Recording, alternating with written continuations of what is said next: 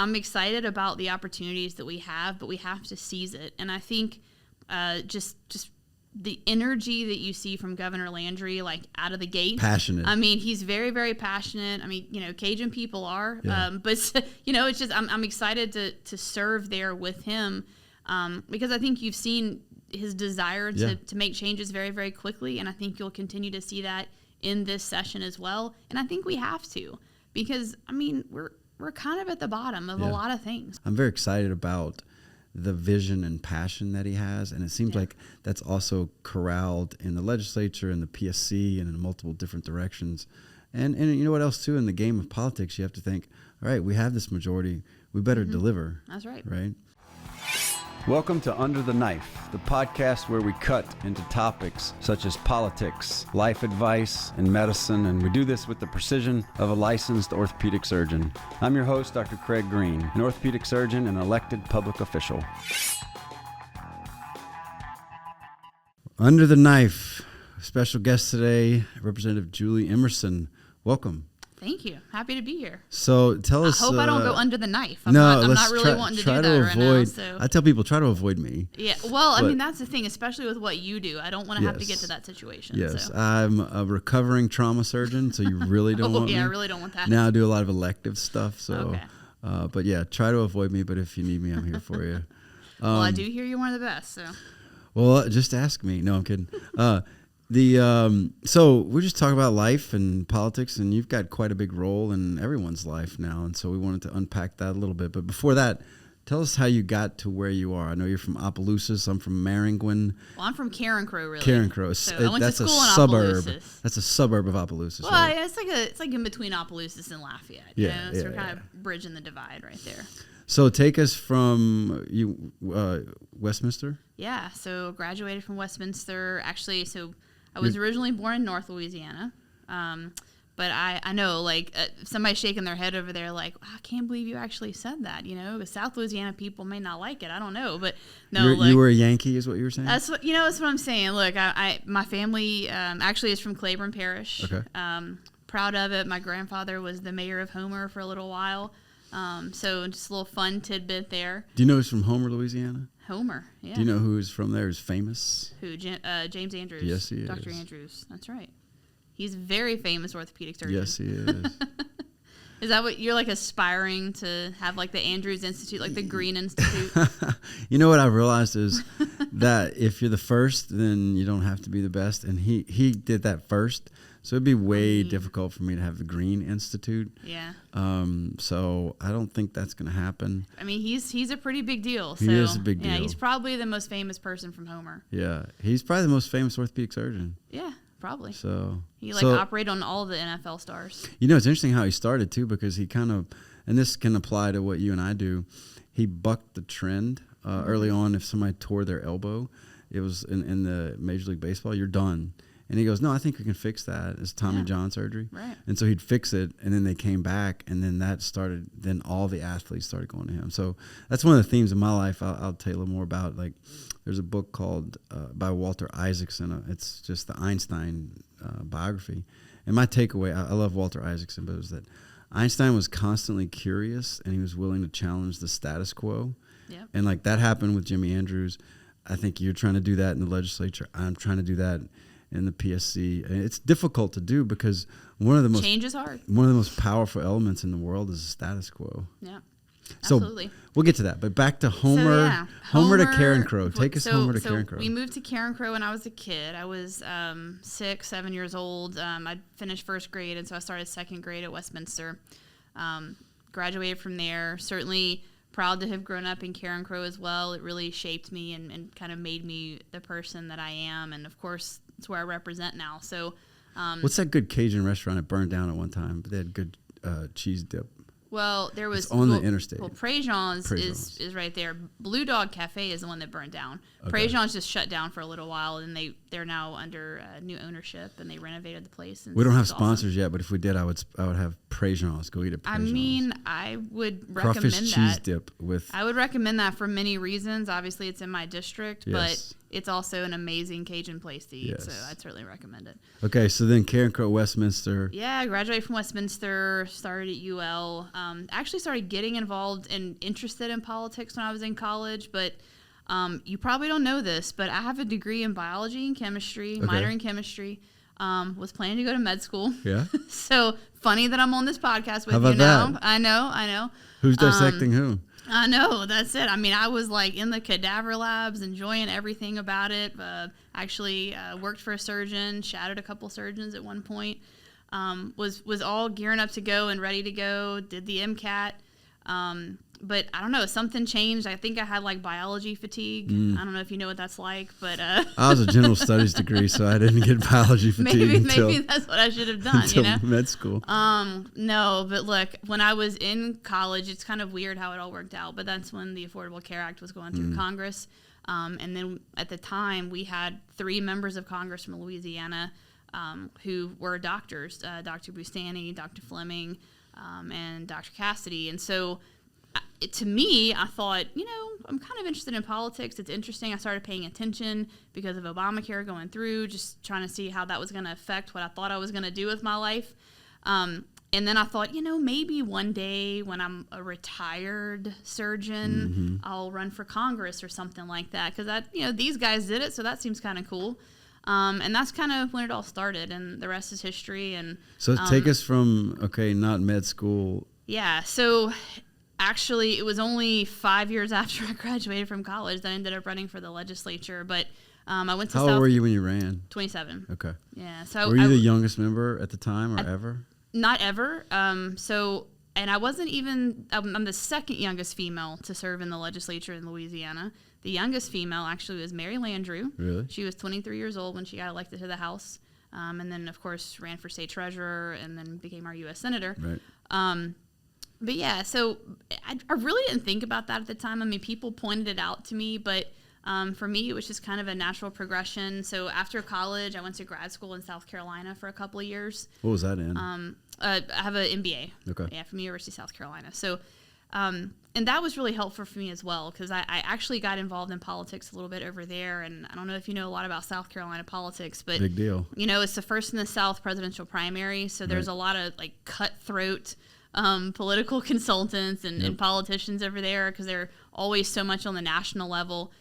So I learned a lot. I would like to think that I got a little bit more clever about doing things while I was over there, and it was a lot of fun. So I came back home, came back to my home area, moved back to Carencro, and honestly, it certainly wasn't to run for office. It just ended up happening. My predecessor. People felt like the district was moving in a more conservative direction. So he ran again for re-election. He was a Democrat. And we were actually trying to find somebody to run against him. We felt like it was a seat that could be flipped. And most people were like, he's a young guy, and maybe when he's done, we'll flip it, when he's term limited. So then we sat back, and a few people looked at me and said, hey, we think you should maybe do it. You seem to have a lot of passion, a lot of fire for this. And you're the finder that got found? I truly didn't think I was going to end up doing something like that in my 20s. I thought I was going to have a lot more things to do and a lot more life experience before I jumped into it. But, God had other plans. Yep. And decided to get in, and I told everybody, if I get in this race, we're gonna win it. I mean, I'm not just gonna waste my time to make a point. Right. And we did. I won 51-49 my first election, won it by 247 votes. Wow. It was a very fascinating time. We worked really, really hard. We sweated a lot. So you know how that is. Every vote counts. Yes, I do. That's exactly right. I don't know if you knew, but you weren't even born yet probably, but my dad was a state senator, ran for governor. And he unseated an incumbent, and it was, I think, 60,000 votes and won by 400. We were door to door, handing out pamphlets, all that deal. So you got to do the whole thing, especially when you're running for the first time. I mean, you have to introduce yourself to the voters. That's right. Re-elections have been a little bit easier. One re-election 70-30 in 2019, and then this past year in 23, one re-election 72-28. So. Solid. Improving every time, Solid. Getting stronger and stronger. That's right. Now, let's talk about some of your positions there. So, Ways and Means, big deal. Yeah. You control the money, right? Well, Representative McFarland and I kind of share the money situation. He's chairman of Appropriations. chairman of Ways and Means, deal with the infrastructure and capital outlay budget, and then the tax policy of the state. So, yeah, I mean, I'm really honored to be there. Speaker DeVilliers and I actually were seatmates when we both got elected in 2015 and started in 2016. Just a cool coincidence. Right. He's from Eunice, I'm from Carencro. Can't make it up. We didn't know each other before. We literally met when we went to orientation at the Capitol. Cameron Henry was running for speaker at the time in 2016. So he actually did our Capitol tour and orientation. So it's kind of cool. I'm like, man, the Senate president and the Speaker of the House did my Capitol orientation for me, you know? Yeah. But yeah, look, I mean, Philip and I have been very close. He's a tremendous, great, humble, very strong Christian man. So I'm very excited to have him leading us in the chamber. And, you know, he sat down and he said, look, I want you to consider chairing Ways and Means. And of course, you know, most people would be like, man, that's awesome. And I was very excited about the opportunity. But I had never been on the committee before. Right. So, you know, he and I talked it through, and it's honestly sitting next to him for 8 years and hearing about everything they were doing in Ways and Means, and obviously being in the legislature myself, I did feel like I had a decent grasp on the topics, but I also have a tremendous staff on the Ways and Means committee, and they've been there for a while, and I tell you, they're tremendous. I sat down with them and I told them, you are the reason that I said I would do this, because you have all the experience. Well, let me tell you about, there's one of my favorite authors, a guy named Thomas Sowell. I don't know if you heard him. Yeah. Philosopher, mathematician. And he's got a book, it's just called Basic Economics. And I'll never forget, one of the quotes in it is, economics is all scarcity and the allocation of resources. And I would think that would kind of be an overarching theme, both for tax policy, like it's, I forget the name of the curve. You may remember from business school about you can't have no taxes and you can't have 100% taxes. There's somewhere in there that's the right tax. So for both taxes and for spending, it's, hey, this is scarce. How do we want to allocate it? And so the way I would think, and this is the way my dad taught me, I think you're probably raised the same way, gather as much information as possible, pray for wisdom. You're going to upset someone. Make a decision, courageous, and then if you have to adjust later, you adjust. So what is your approach? Yeah, no, look, I think that very similar situation. And look, I think looking forward, of course, we have a new direction in Louisiana. We have a new governor. You know, Governor Edwards was there for 8 years, and now we have Governor Landry. And I'd say they have pretty different philosophies. I think they both love Louisiana, but I think they have different philosophies of the direction it should go in. So I'm excited to work with him. And, you know, next year we'll be going into a fiscal session. So this year we can't really make a whole lot of tax policy changes unless the governor or the legislature call itself into a special. But I think we have a lot of topics to tackle in this regular session. Of course, we've already tackled a couple of really big ones in the first two specials.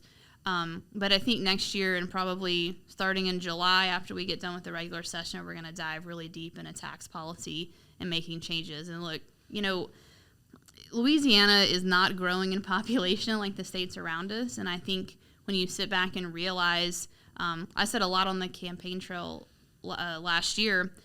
I had 5 really close friends in high school. We all graduated together.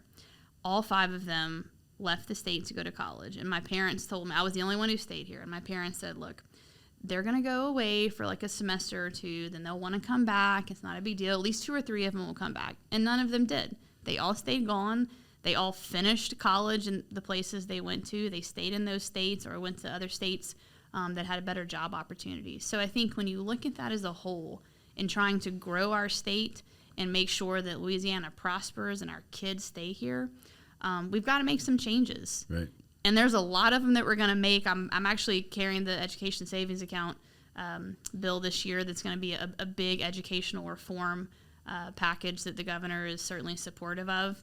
But then once I get past that, we're going to move on to tax policy changes in the Ways and Means Committee. And look, I think we have to look at it as a whole. We have the 0.45 sales tax that's going to be rolling off next year. We have a lot of people who are really excited about potentially phasing out the personal income tax, which is what a lot of our surrounding states have done. So when you talk about all these different changes, I mean, everything's got to be on the table. Right.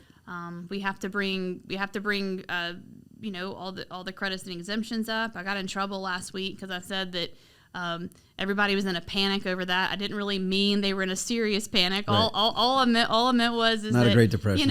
Everybody has questions when we talk about that. But look, again, we're not trying to do anything to hurt the businesses we have here. We just want to make sure that every single thing that we do is a good return on investment for Louisiana, and we want to retain people. We want to keep them here. So if trying to gradually phase out the income tax will do that, then I think that's something we need to look toward. Well, not only that, because I mean, it's easy in theory. We have to do it in application, but we really need more taxpayers and not higher taxes. No, that's exactly right. I mean, and that is part of the situation of we're not attracting people to the state. Right. So how do we do that? And I do think better roads and infrastructure, better education, better tax policy. We have to deal with our insurance rates. It's the number one thing we hear about. Right. Insurance is out of control. My brother was texting me about it this morning. He's like, is anybody at the Capitol talking about insurance rates? I'm like, yes, that's the number one thing everybody's talking about at the Capitol. Including the insurance commissioner. Exactly. So we've got to get a hold on that, and I think that's the way that we're going to I don't know if you remember, one of my favorite things from business school is called the central limit theorem out of statistics, and it's what it is a linear regression to the mean. If we're 49th and 50th and things, we don't need to overnight become second. Yeah. How do we get to 40th? Gradually improve. How do we get to 30th? How do we get to the mean? And a lot of it, and we look at this on the electricity side, which we can talk about in a little while, is what's working elsewhere. Mm-hmm. We don't have to copy and paste it all entirely, but let's take the principle and see what kind of things we can refine. Yeah, no, exactly. And look, I think that it's a really important point. I mean, we're not, especially in education, we're at the bottom. We keep doing these little things to try to improve, try to fix things, and we're still 48th, 49th, 50th. And that's why I'm really excited about the bill that we're going to do this year. Tell us about that bill. Yeah, I don't know if you know, when my dad was there, he was villainized for like charter and voucher and stuff, and now it's kind of come back around. It's working other places. It seems like it's all about accountability, though. Yeah. And giving the power to the parents. Mm-hmm. No, and that's exactly right. So that's what we're going to try to do in a very big way. I think a lot of the things that we've done with vouchers and charter schools have helped, but that's still kind of limited in scope. Charter schools are not everywhere. Vouchers are not applicable for every student. So when you move in the direction of educational savings accounts, let's break it down to a very basic level. The state collects tax dollars, and then one of the biggest things that we use those tax dollars on is education, right? So we allocate through the MFP formula how much every single student gets to be educated. But we tell you where you have to go to school. And if you want to send your kid to a private school, you have to pay extra to do that. So instead, we have to rethink how we do this.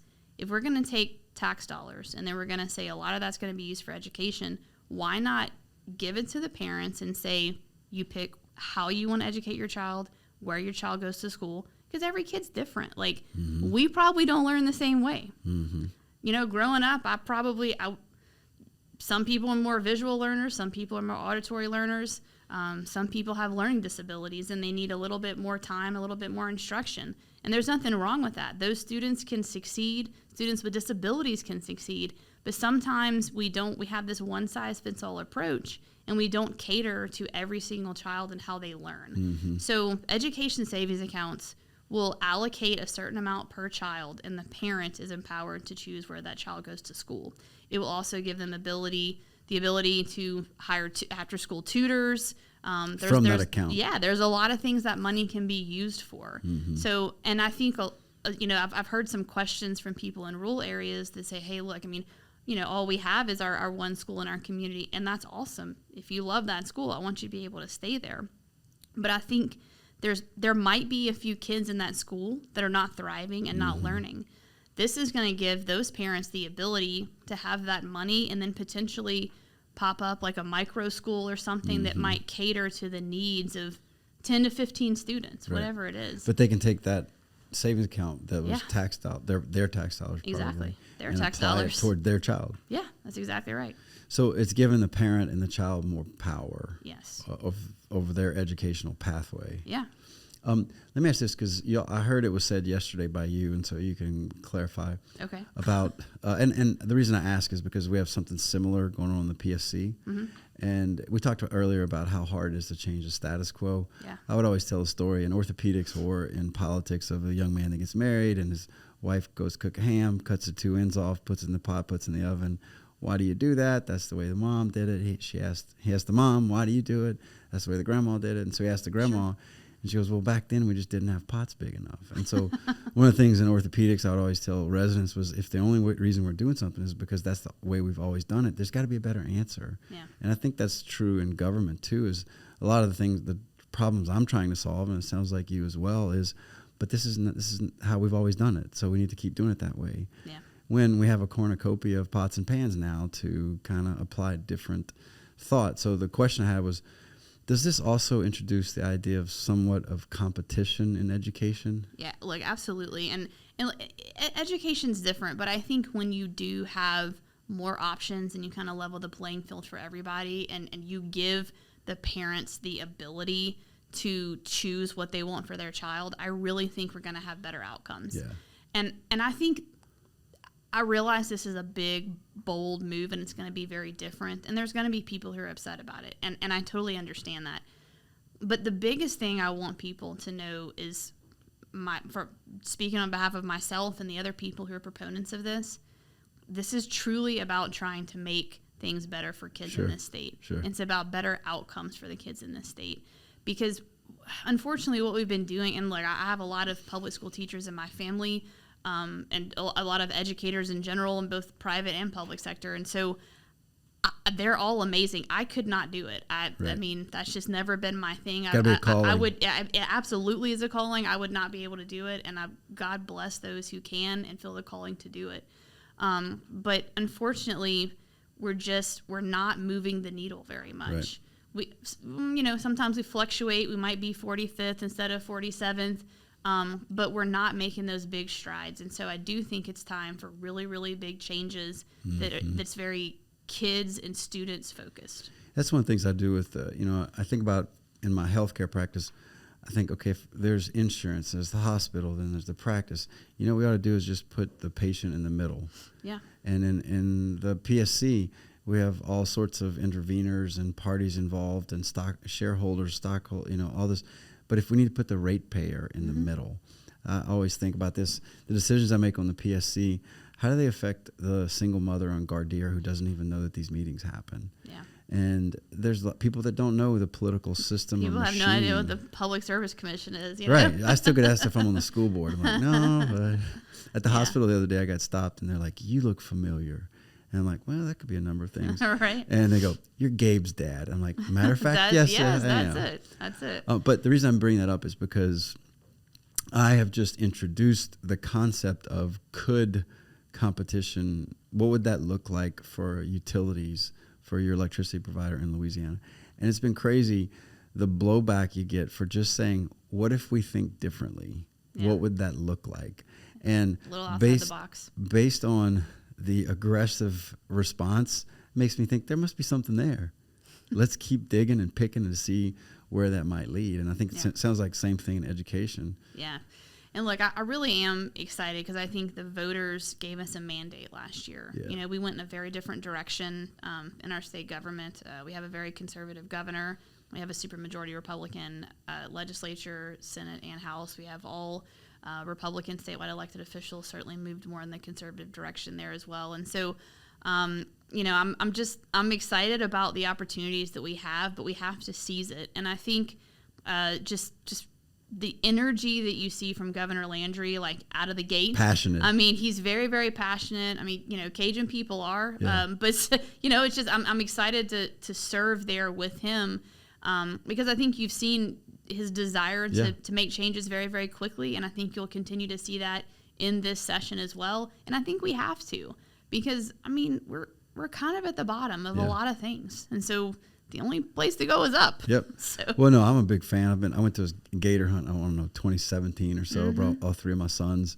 And I've been a friend and a fan of his for a long time. And I think I'm very excited about the vision and passion that he has. And it seems like that's also corralled in the legislature and the PSC and in multiple different directions.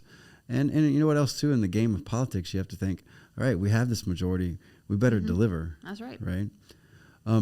So tell us what you do when you're not legislating.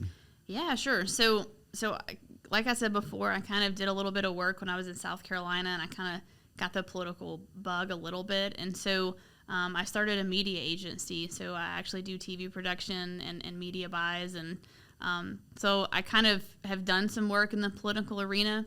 Not really. I don't really do a whole lot in Louisiana. I made an exception last year because my friend Nancy Landry was running for Secretary of State. So well done. Thank you. So I helped her in her campaign, and that was an awesome win. Very exciting, and I think she's going to do a great job. So but we do a lot of TV placement and a lot of media strategy. So it's fun. I enjoy it. It's an ever-changing business. It's an ever-changing industry. We've, obviously had to go a lot more digital now that people are streaming a lot more. Right. So, yeah, I enjoy it, and it kind of fits in with what I do in my legislative world as well. Well, you seem to be doing well with the podcast deal, so you must be familiar to it. This is my second podcast in 4 days. So, I'm just a regular podcastie. Well, now. I know you're a podcastee. I know that one. So here's another question. Since you're probably doing something you didn't anticipate you would be doing, let's say finishing high school, starting college, what would you tell the 20-year-old Julie Emerson? It's funny. I was my first term, so I was probably about 28, 29 years old. I was asked to do the commencement address at Westminster, which is really, really weird since I only sat there like 11 years prior and graduated from high school. But I think I would just tell myself that it's all going to work out, because I think when you're going through college and even grad school and you're trying to figure out what you want to do in life, you were probably always just motivated to be a doctor. You just knew. You just have that written all over your face, No, but I don't know if that's a compliment or not. No, but look, I think some people are just really passionate about their one thing, and they just know that from when they're born, and they pursue that goal and that dream vigorously. But for me, I thought I had some dreams and goals, and like I said, God just stepped in and kind of changed the direction of my life, but it did all line up appropriately, and when I look back on it, it makes sense why I went to UL and I majored in biology and how that all fit into the story and the journey of my life. But there were some very serious times when I'm like, man, am I going to actually do anything? How am I going to make money? How am I going to live? Right. My parents are going to be disappointed in me, stuff like that. Probably things everybody always thinks about but doesn't tell other people. Yeah, no, but no, just rest in knowing that, God's got a plan for your life. And sometimes when you try to take control of it, it just doesn't work out. Apart. And you got to sit back and just kind of breathe and release for a little bit and listen. It reminds me, I had a mentor tell me once, he said, you have to, you need to do this in good times, because when the storms hit, you're not thinking straight. Yeah, that's exactly right. When the clear-headed space, if you can decide this, if you can know that you know that you know that God is good and that God is sovereign, then you can hang your hat on that when the storms come. Yeah. And sure enough, looking back at our lives, we know, has he ever let me down? No. That's exactly right. So couldn't have said it better. One last piece of question, and we'll land the plane here. What do you want the average voter to think about, to know, to study, look up? What challenge would you give them? Look, I think the biggest thing for this particular term, it's a very different day in Louisiana. The capital is a very different place. There's a tremendous amount of optimism. This is my 9th year there, and I've never seen the type of excitement and optimism that there is right now. But I think a lot of times with big change, sometimes there's some rough patches in the beginning before it really, really gets good. Because I think in government, since we do have limits to the terms, which I think is obviously good, but we serve. I'm in a 4-year term. The governor's in a 4-year term. We're all term limited. So I think a lot of times there's this push like now, we got to have outcomes now, or if we don't have outcomes now, we got to change it, and so we don't sit back sometimes and let things take effect. Right. And I am really excited that we're doing so much in the first year, so that hopefully by year 3 or 4, you will start to see some very serious good changes. But it's always hard to ask people and voters to be patient sometimes. But I'll tell you, obviously I have a particular conservative philosophy about me. But I really believe that the people who are there right now want to see what's best for Louisiana. They want to see Louisiana prosper. They want to see our kids stay here. Let's get better. I listened to Governor Doug Ducey, former governor of Arizona. He was here yesterday in Baton Rouge, and he was talking about the 3 big things they did in Arizona to make that state prosper. Education reform with educational savings accounts like I was talking about earlier. Good tax policy that lowered taxes, and universal licensing reciprocity, because we license a lot of professions in this state and all over. And we're just a much more mobile society now. Mm-hmm. People move around a lot, especially military people. And we want to make sure that, if you're a welder or a plumber or a cosmetologist in Washington or Nevada or Massachusetts, if you come to Louisiana, you can also come here and do that as well. And that's something that I've actually worked on since I've been in the legislature. I've kind of had to pass that on to somebody else now that I've got to chair Ways and Means and also doing the education reform bill. But I am going to keep doing the push. I'll probably co-author the bill. So those are 3 big changes that I look to see in the next year or 2. And that last one I get excited about as a fellow conservative is less government. Yeah, less government, and let's get people to work faster. That's right. So. Well, thanks for what you do. Thanks for being on. We'll have you on some other time. Yeah, I'm excited. And if we can help with anything, let us know. Awesome. Take care. Thanks. Thank you for joining us today, and a big thank you to all of our listeners for tuning in to this surgical exploration of politics, healthcare, and life. I've been your host, Dr. Craig Green. Remember to stay informed, stay sharp, and join us next time to see which of life's topics we'll dissect under the knife.